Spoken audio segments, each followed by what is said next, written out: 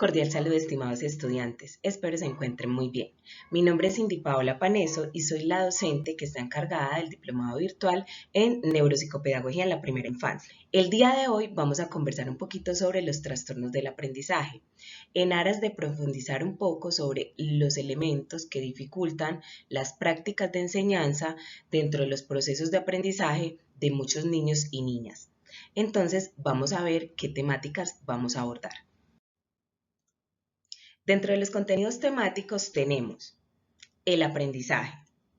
las causas de las dificultades en los aprendizajes, las características generales de los niños que presentan dificultades en los aprendizajes y finalmente algunos tipos de trastornos que son importantes mencionar y que abordamos en mayor profundidad en la guía didáctica compartida. Ahora bien, para dar comienzo al tema, entonces vamos a hablar de los componentes del aprendizaje. Y es necesario que nosotros entendamos que para adquirir aprendizajes necesitamos generar unos procesos integradores que permitan la jerarquización de todos los elementos o los conocimientos que nos van a permitir generar racionalidad y comportarnos de X o Y manera dentro del espacio en el cual convivimos. Para el caso escolar, pues los aprendizajes son supremamente necesarios, pero estos deben estar puestos dentro de las prácticas que tienen que ver con el conocimiento del cerebro. Por ejemplo, la actividad nerviosa superior, por ejemplo, los dispositivos básicos de aprendizaje, por ejemplo, las funciones cerebrales superiores y el equilibrio de la alfabetización emocional. Estos aspectos sumados a otros nos van a permitir entender cómo desde, por ejemplo, la actividad nerviosa superior, que se refiere a ese nivel más alto de la función integradora del cerebro y que ésta está centrada directamente en la corteza cerebral,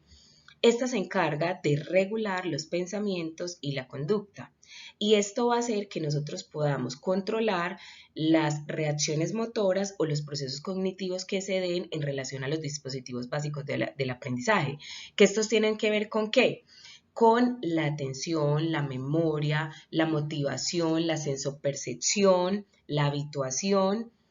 todo lo que nos permite a nosotros retener información, guardar información, ocuparla posteriormente, y estas funciones superiores, pues dentro de las praxias del lenguaje y todos los asuntos referidos a el cerebro, pues van a permitir que podamos regular nuestras emociones, nuestras reacciones frente a las diferentes situaciones que vamos teniendo como seres humanos. Y eso dentro de los procesos de aprendizaje es supremamente importante que lo reconozcamos para que podamos atender e identificar cuáles son esos procesos que se pueden generar a raíz de la falta de comprensión de los componentes que se dan en relación a los aprendizajes.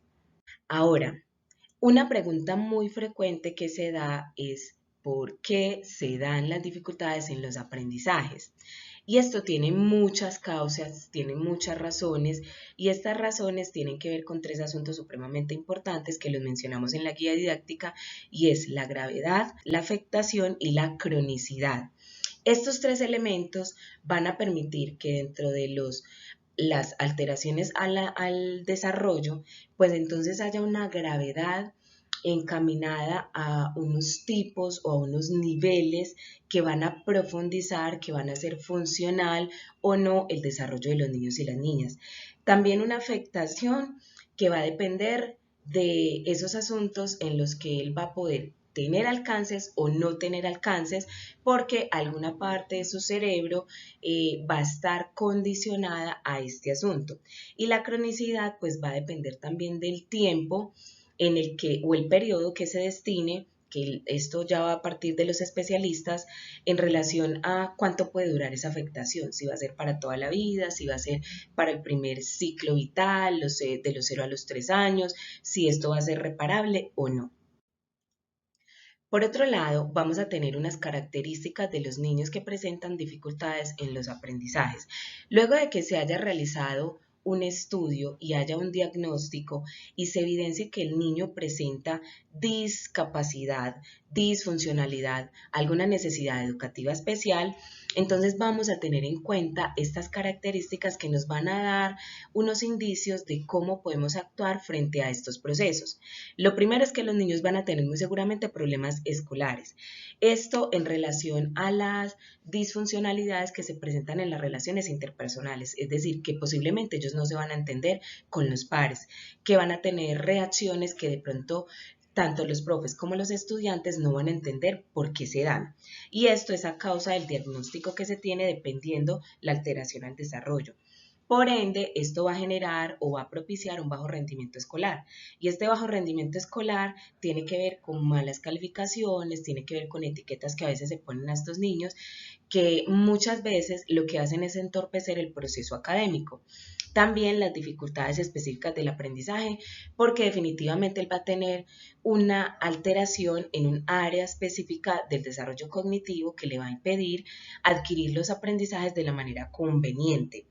Y finalmente, pues va a tener unas dificultades en el seguimiento de las normas o la adecuación a los entornos o a los espacios que éste esté propiciando, porque él muy seguramente le va a costar entender la norma y cómo sus demás amigos, pues sí lo hacen, sí lo cumplen, pero él desde las alteraciones que tiene, pues va a tener un margen de dificultad en afianzar esto de la norma. Entonces, son muchas las características que se presentan, pero inicialmente tenemos que estar muy pendientes de esos estados que van presentando los niños cuando ellos se van o aislando o todo lo contrario, quieren llamar mucho la atención. Hay que revisar si esto se debe a componentes de trastornos en los aprendizajes o puede ser porque de pronto hay falta de pautas de crianza. Bueno, luego de ver las características que vimos, algunas de ellas sobre los trastornos del aprendizaje, vamos a tener unos tipos de trastornos y estos van a tener que ver con, uno puede ser dificultades específicas del aprendizaje de la lectura, que es lo que vamos a tocar para este módulo. Y estas tienen que ver con la decodificación, el reconocimiento y la comprensión que se haga frente a la lectura y a la escritura. Muchas de ellas tienen que ver con disgrafias y la composición escritural, por ejemplo, como la dislexia o la dislalia, que la dislexia tiene que ver con problemas relacionados con la escritura y la dislalia con problemas de la oralidad, de la pronunciación frente a las palabras. Hay otras dificultades específicas del aprendizaje que tienen que ver con las matemáticas y ellas, a su vez, hacen un asunto específico en relación a el cálculo mental, al escrito y a la solución de problemas. Y estas pueden ser la acalculia o la discalculia. En este caso, la acalculia pues tiene que ver con la dificultad que van a tener los chicos para resolver problemas matemáticos y la conceptualización que se dé derivado de ello, y la discalculia más con asuntos de los aprendizajes de las matemáticas en general. Hay muchos tipos de trastornos del aprendizaje, pero en este caso nosotros hicimos un énfasis en estos dos porque estos dos son los que generalmente más se dan en los espacios escolares. Cuando los niños no son capaces de generar la apropiación frente a la escritura de las palabras, frente a la resolución de problemas, esto en verdad que se convierte en un problema bastante denso para ellos. Entonces es importante que como docentes nos apropiemos un poco de estos significados y podamos aportar al reconocimiento y a la ejecución de diferentes estrategias que permitan optimizar el aprendizaje de los niños. A modo de conclusión, podríamos decir que la labor del docente o del adulto significativo que está encaminando los procesos de enseñanza-aprendizaje con los niños debe ser bastante integrador, debe dotarse de paciencia, de amor, porque esto es lo que va a permitir que nosotros a través de los conocimientos y de los saberes que tengamos podamos orientar de una manera asertiva los conocimientos y las estrategias de enseñanza-aprendizaje que posibiliten mejorar el tránsito de estos niños y niñas que presentan dificultades o alteraciones en la adquisición del aprendizaje. Los trastornos definitivamente son una realidad dentro de las prácticas de enseñanza y cada vez hay una tendencia más alta a que este asunto se incremente. Entonces lo importante es que podamos tener recursos, que podamos generar estrategias, que podamos tener todos los elementos que nos permitan dinamizar esas prácticas y ayudar a los niños y a las niñas a enrutar nuevos procesos teniendo en cuenta su desarrollo,